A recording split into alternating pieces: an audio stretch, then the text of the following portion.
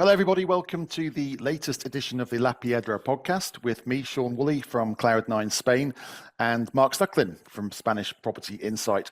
For those of you who are new to our podcast, what we try and do is offer a very balanced view of what's happening in the Spanish property market. I've got my boots on the ground here in the Costa del Sol, so can give some anecdotal evidence of what I see happening. And Mark is the man to go to for anything to do with the stats behind the market, what's happening, who's buying, where they're buying, how much they're spending, all those things. So welcome again, Mark. How are you? Very well, thank you, Sean. I'm just back from a short city break in Madrid, where I took the family for a few days before Easter. So what's happening with the property figures then, Mark? What's the latest? Okay, so we have the numbers from the registrars for Q4. And that allows us to calculate the full year when you just add up the four quarters. Right, got you. So I'll just tell you more or less what happened last year with the full year figures on foreign demand. So foreigners buying property in Spain, both non-resident foreigners and expats. And so we see that, so this was the full year, there were a total of 87,365 property sales that involved a foreign buyer. And that was down 7% on 2022. But when you look at the chart, it was the second best year on record by a long margin. I mean, compared to 2019, it looks like it's about 30 or 40% higher. So 2023 was a brilliant year that only looks bad compared to 2022, which was a spectacular year for foreign demand. Yeah. And that was the overall picture. What did you see overall? Yeah, we had a very good year, 2021, as we came out of the pandemic, the effects of that. So 2021, 2022, and last year, 2023, were all very strong. And it just kept on rolling, really. So last year, 2023, was our best ever in terms of our figures. And we saw in terms of where the demand was coming from, obviously we represent the Costa del Sol. It's a higher price point than a lot of other areas. I mean, our average sale last year was around about €1 million. So I think there are demographic splits within the demographic splits, if you know what I mean. And we noticed demand from everywhere, but particularly the UK was very strong for us. And we also noticed... I'll get to the numbers. I'll get to the numbers by nationality in a second. Just in terms of overall, so it was a great year. I mean, it was the best year ever for you. Yeah. So you definitely saw... There was something about COVID and that pandemic. It was very good for foreign demand it was a tonic for foreign demand for property in Spain, because it had been kind of on the decline leading up to 2020. And something about the pandemic, it definitely related to that pandemic. Just touch paper on the rocket. It did. It got people thinking about their lives and how they could improve them. And I think with the advent of home working and the fact that a lot of executives could also work from home, it really did open up a lifestyle choice or debate, at least. But what we did notice last year was that it was a year of two halves, really. So the first half was very busy. It was a continuation of our success in 2022. But the second half, we just noticed it starting to slow down. I think we discussed it in previous pods, because I think people were just a little bit nervous about interest rates rising, inflation rising, cost of living crisis in certain countries. So I think people were just a little bit more reticent to commit, which might explain our figures for so far this year. But it's it's interesting. It just felt like it was just people were just becoming a little bit more considered in their approach in certainly the last quarter is when we really noticed that. Well, by that time the interest rate increase was really it's peaked. It looks like it's peaked, but it was at its highest then. I think in September of last year was Euribor was peaked. Yeah. And also the second half of the year is the quieter half. Yeah. And anyway, let me tell you about what the numbers tell us about the sales who's buying. Yeah, exactly, by nationality.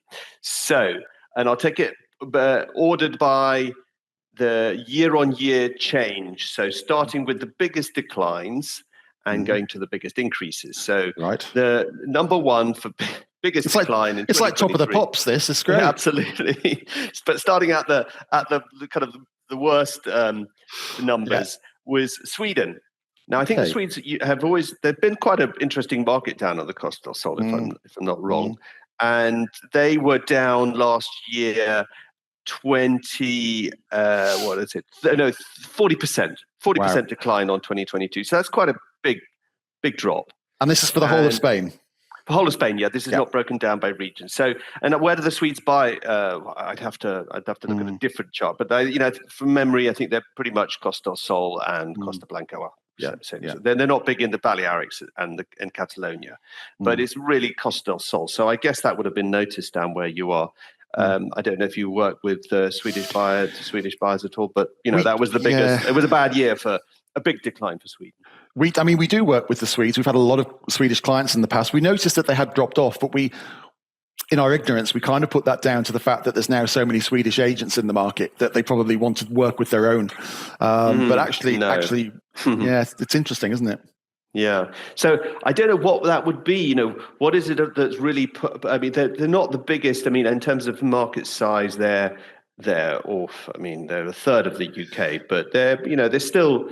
And they're the smallest of the big European markets, but they're still bigger than the Americans, who you see a lot of, and not far off the Russian market. So it's a smallish market, but I don't know how to explain it. I don't know whether the Swedish krona had a bad year, and that drove up the cost of purchase, or whether there was something going on in Sweden, but something caused a big decline in Swedish demand last year. Well, if we've got any Swedish listeners, perhaps they can tell us. I've heard various things about the housing market in Sweden, and obviously, there's been big decline in Swedish house prices. Yeah, so any squeeze on household incomes or the ability to sell your home always has an impact on second home ownership. So maybe that's the simple reason.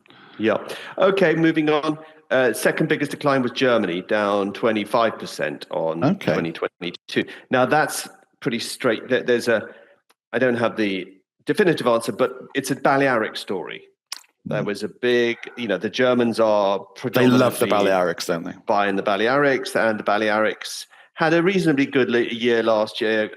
Down compared to 2022, it was down, but it was still by compared to the 10-year average, 2019 and other metrics, it was not a bad year.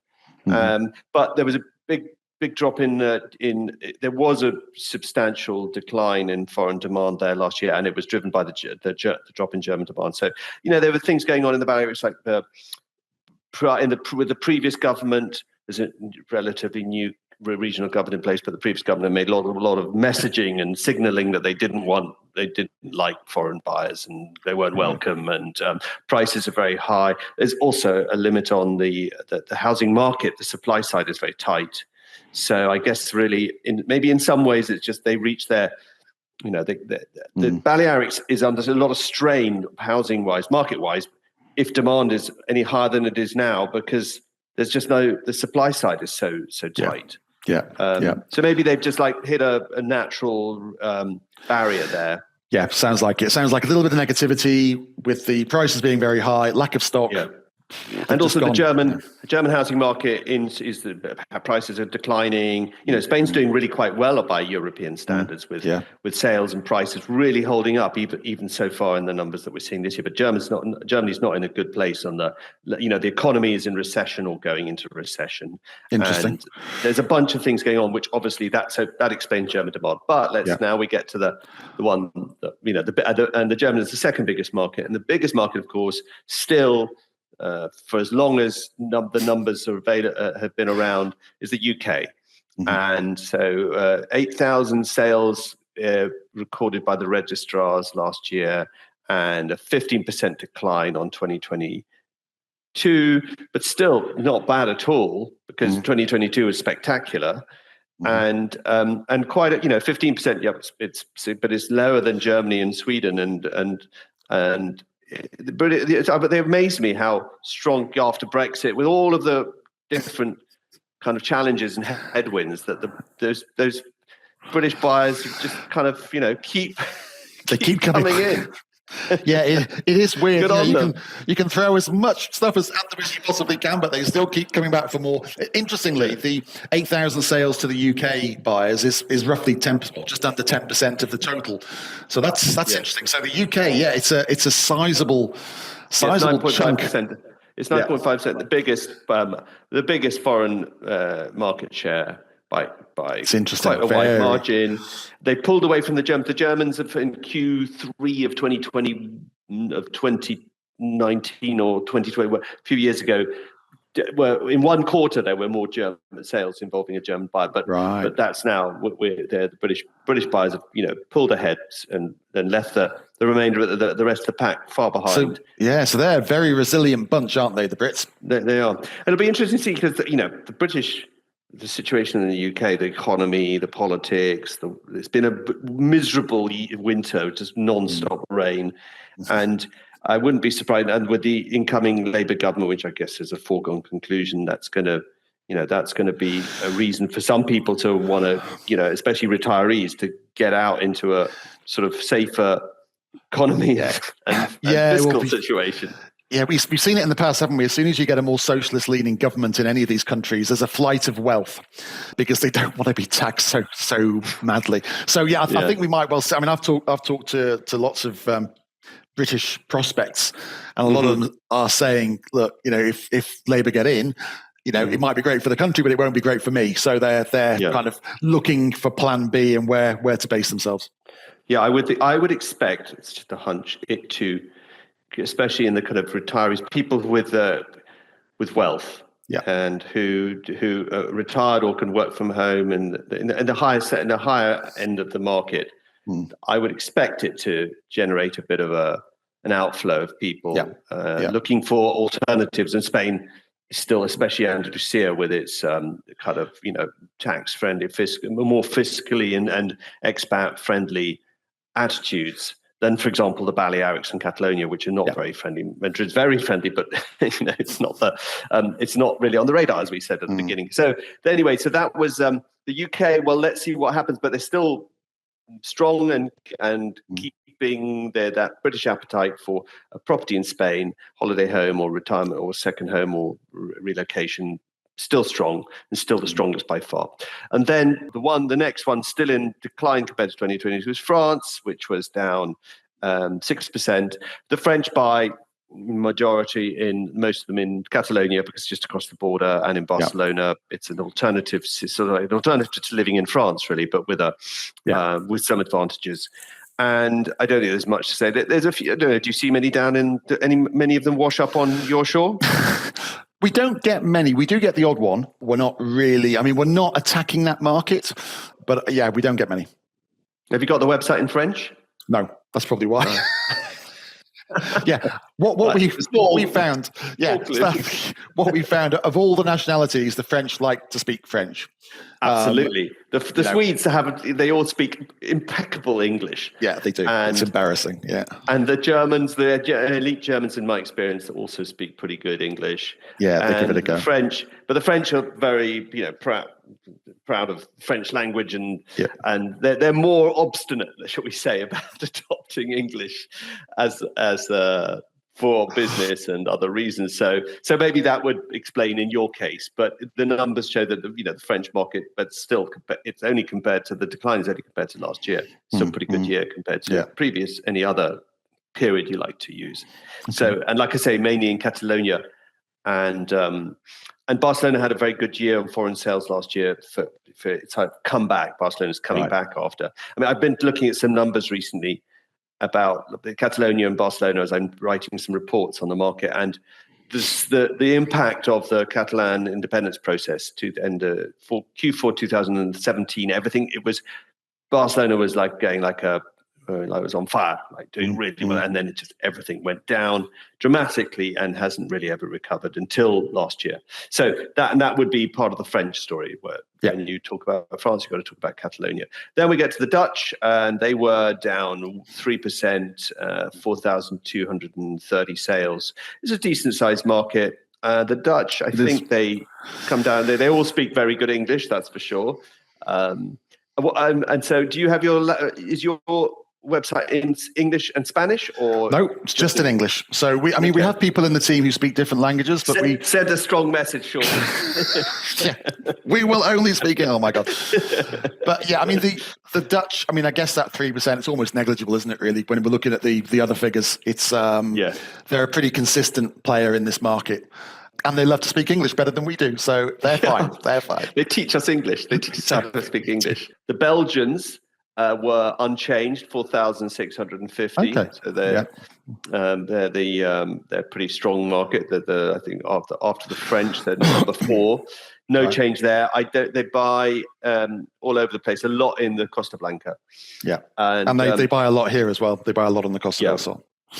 And so they're unchanged. So there's no kind of no story to tell either on the up or down.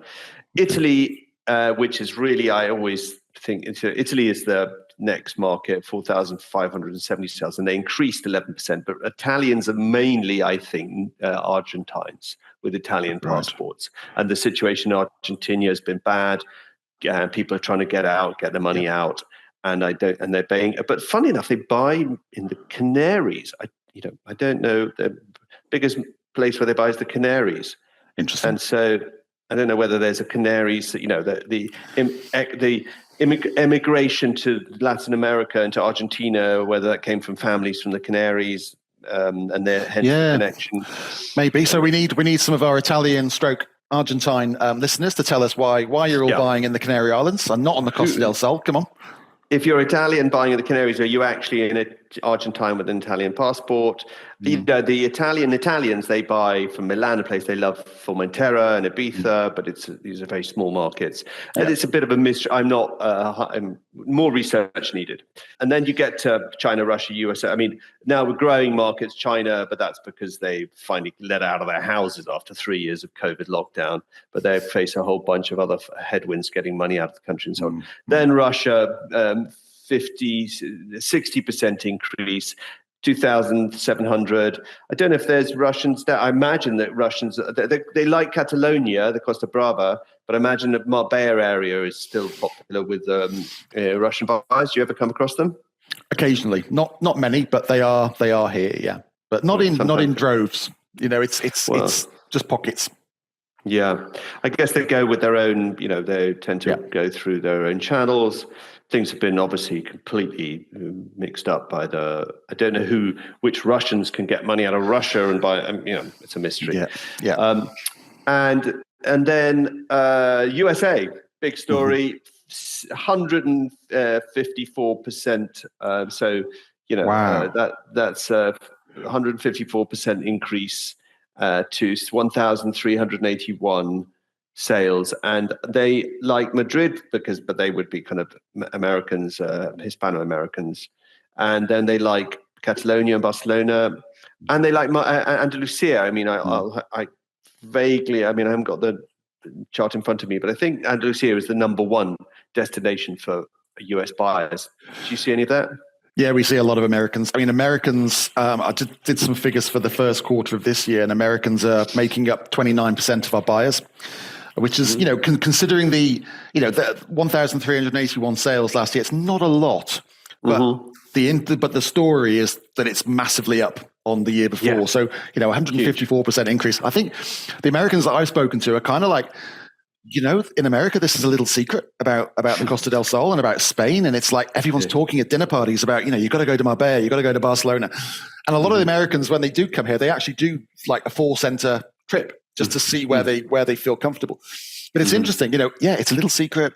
It's the California of Europe, didn't you know? And it's weird. I think it's breaking through, and I think there's more and more people talking about it and creating a story and a buzz, and that's translating into sales. The dollar was very strong in 2022, and going into 2023. I don't know what it is now, but the dollar to the euro, so that it looked cheap for US buyers. I don't know what flights are doing. I guess there's been an increase in flights from Malaga, and we've got the one to New York every week, I think it is, and they're talking about making that year round, and then they're talking about sort of adding further things like Miami. So I think it's going to open up. I think the more people that come over and buy properties, the more resources there will be for more of them. I think that's a fair assumption. I would expect the US market to continue growing, unless there's some sort of big shock. But unless the dollar kind of really declines in strength against the euro, which I don't see any reason for that. Yeah, I think the American market will continue to grow as long as Spain is offering the golden visa, because for a lot of them, it's not a holiday home, it's a lifestyle choice. They're relocating here or spending considerable amount of time here. So whilst there are visa options allowing them to enter Europe, and particularly Spain, then I think they'll continue to take advantage of that. If that's not a loophole, but if that door was shut, then it would impact the American market for sure.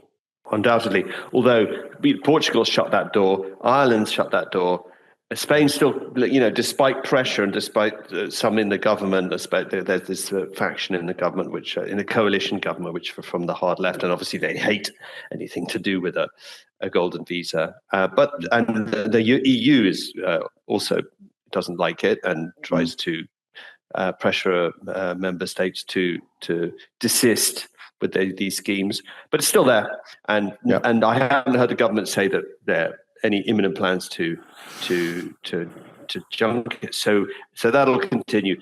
Anyway, so that was the story by nationality.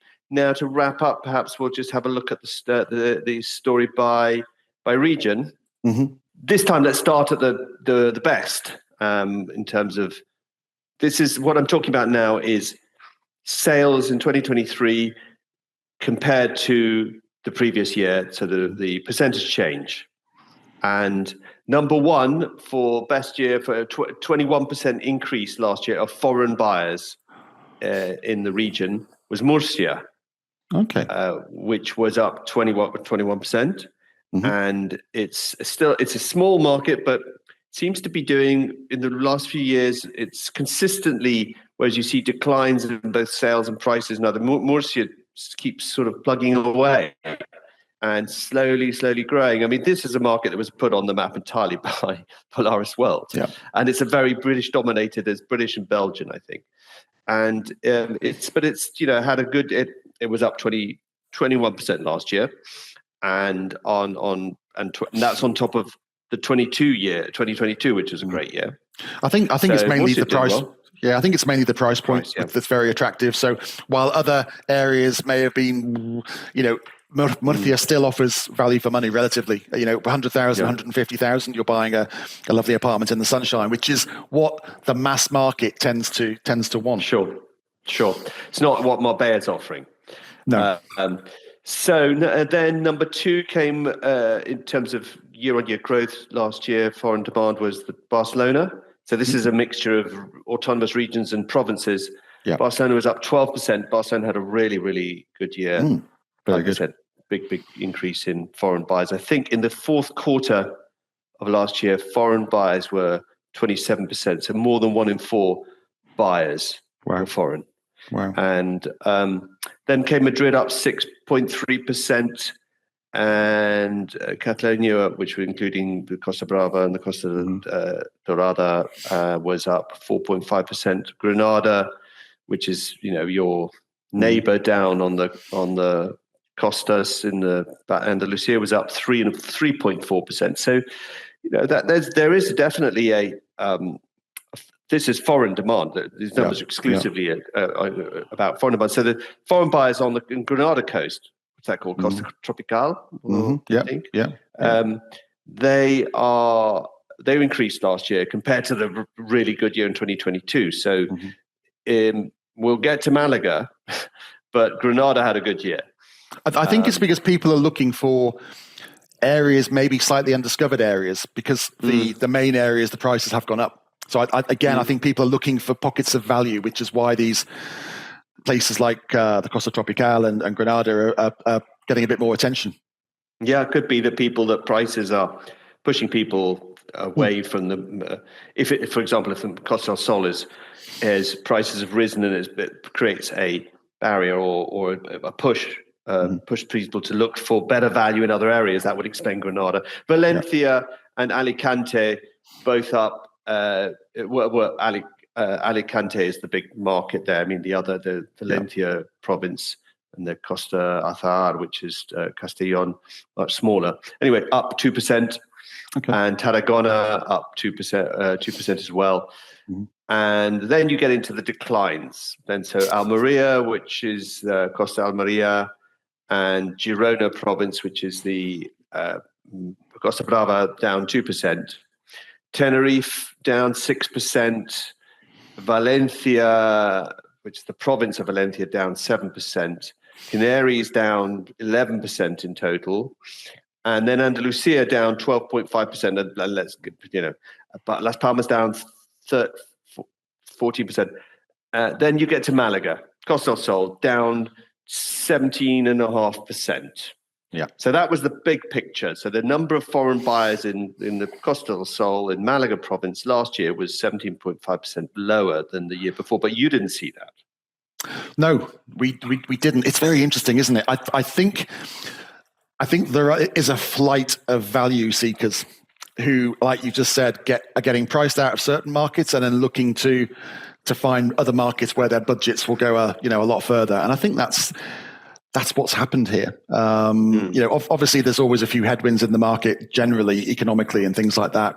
But I think we have to bear in mind that because 2022 was such a spectacular year, and it certainly was on the Costa del Sol, that figure, 17.5% down, doesn't really surprise me because it was so buoyant, the couple of years before that. So, yeah, I'm sure. I think I said to you last time that I think we're expecting there to be a squeeze on the market because I think there's probably too many agents out there. So the agents that aren't in a position to market themselves properly and market their services to potential buyers are going to struggle. I'd like to think, touch wood, that we're in a position with our experience that we can overcome those little bumps in the road. So that's why I think last year our figures stacked up really well. But I would imagine there's now a little bit of pain in the market for agents. So kind of a rationalization and a shakeout. Yeah, absolutely. There's too much on the channel. There's too much channel service. Yeah. And there's not enough business to go around. Yeah. But there's still lots of business. That's the message, isn't it? There's still loads of buyers. But yeah, I think because of the huge success in the market after COVID, there's a lot more agents now. Is there enough to go around? Maybe not. It always happens this way, Yeah, it does. It's like you just said, it's a clear out, and then it'll go again, and then but just out of curiosity, are there the market today? So we're now in March, so we're getting into now the peak season for sales. Let's say this Q2 is always the peak season for sales, right? In the region, and in terms of the breakdown between new build and off-plan, people looking at off-plan new build or resales, which may need renovation. How are you seeing it? It's really interesting because certainly in the most popular places on the Costa del Sol, it's very hard to get new stock. It's sold so quickly in the last 12 months that there's actually a shortage of supply. A lot of cranes going up, a lot of buildings going up, but actually for buyers now, they're finding that they've missed the boat. So most of our deals at the moment are resale properties. But in terms of the general activity, so we have done 40% more sales in quarter one than in quarter one last year, which kind of goes against everything we've just said. But the interesting thing that our average deal size and revenue are down by 40% on the quarter last year. So people are buying maybe at a lower level. Maybe they're buying resale properties, which affects our commission, of course. So the market is being squeezed a little bit in various different ways. I think there are some price drop-offs as well, just to return to a more normal market. But yeah, it's very interesting. So we're very busy. We're doing lots of deals, more than we've ever done. But are the deals of a similar quality to last year? Probably not. And I think the high end of the market has just taken a little breather. There's a lot of people who wanted to buy at a high level who have done. And there's still a lot of them about looking. But again, there's a lot of agents who came into the market to try and capture that end. And I think everyone's competing for probably slimmer pickings. So it's an interesting market. Of our buyers, 43% are from the UK. 29% are from the US, and the rest it's fragmented. No one dominant party in there, but the UK and the US are still pushing it along for us. Well, it sounds like it's going to be an interesting year. I think so, and there'll be a call to keep an eye on the numbers and keep seeing what they tell us, because I do like this kind of combination of what the data shows and what you see, how it works, how it's working out. The interesting thing is that our lead flow is very high. It's still stacking up very nicely, and our average budget per lead is pretty much the same as it was last year. So it might just be that we're getting worse at what we do. Yeah. Your qualification and closing is... Yeah, we're just not very good. No, I mean, we are closing a lot more deals, but then it's not matching the budgets that are coming into the business. So either somebody else is taking those clients, which might be the case because there's a lot of competition, or those clients are being a little bit more reticent to jump. That might be the case because I think a lot of our clients are just waiting for those interest rates to start dropping a little bit, so that particularly if obviously you're getting a mortgage, you want to make sure that you're getting the best deal. And if the interest rates are going to drop by a couple of points, lock it in for 5 years. There's no point doing a deal now, though. So we're still seeing a little bit of should I, shouldn't I, which I think is also affecting the market. Very good. Well, should we call it a day there? I think so. That was good stuff. Nice to have a chat with you, Mark. Nice to get your take on things. I'm expecting a heavy storm here. We had one this morning because we need the rain, as I'm sure everyone in Northern Europe has heard. Spain needs the rain, and it depends on the region. Madrid, for example, and Extremadura. Yeah, Madrid has got more water than it needs. It's had all the reservoirs are absolutely full. It's had lots of rain. It's absolutely fine. In Catalonia, we've got to... That's the problem with water, though, isn't it? You can't give it to someone else. You can't say, "Here's a bit more under the sea." No, but the water management, water resources, that could be better done than it's done in Spain for sure, and it's certainly better done than it's in Catalonia. I mean, I don't know what I do know what the politicians around here have been focusing on for the last, because 10 years ago there was a big drought, right? And then the rains came, and instead of thinking, well, next time that happens, we want to be better prepared. No, they've been focused on other things. And for something as basic and necessary as water got completely forgotten. I know. It's interesting, isn't it? I mean, everyone, all of our buyers are mentioning it, and it's actually put, not for us, but I spoke to other agents who said that a couple of their buyers have pulled out of deals because they're so concerned. It's like this gets talked about every year. It's like, oh my God, we're not going to have any pools in the summer, and lo and behold, we do.